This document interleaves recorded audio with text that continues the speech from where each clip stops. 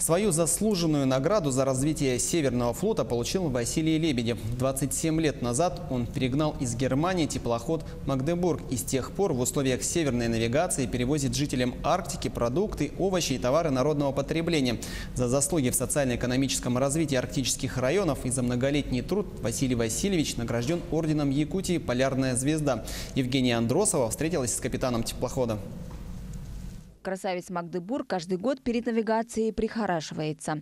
Ребята красят обшивку судна уже третий день, а перед входом обязательно снимаем обувь. Василий Васильевич провожает нас в святая святых – рулевую рубку. Называется штурвал. Ну, теперь штурвала как такового колеса нету. Все приводится через электрическую часть. Вот только вот такой маленькая штучка. Вот так поворачиваешь. И теплоход послушно поворачивает в ту сторону, которую задает штурман, который здесь им командует. Нынче Василий Лебедев встречает свою 39-ю навигацию. Говорит, за зиму сильно соскучился по родному теплоходу. Руки так и просятся к штурвалу.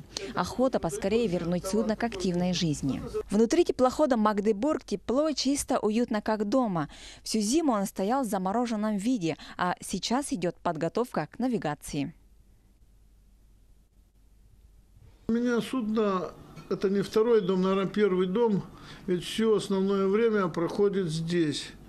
Зима, ну, такое дело, проходит она, пробегает быстро, а здесь все свое, все родное. 27 лет я на нем. Наш герой родом из Ярославской области. После окончания Рыбинского речного училища Василия по распределению направили в Якутию. Сейчас у него 3 сына, все пошли по стопам отца. Правда, они не речники, а моряки. Работать на флоте – это была моя детская мечта. Я родился и вырос в деревне, в сельской местности.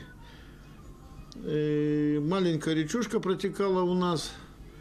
Большую реку я увидел, наверное, мне было лет 10. У меня отец служил на флоте в годы Великой Отечественной войны. Я видел его фотографию, где он в форме, морской форме, и я поэтому полюбил и пожелал почему-то связать свою жизнь с водой. Северный завоз и Василий Лебедев – это практически синонимы.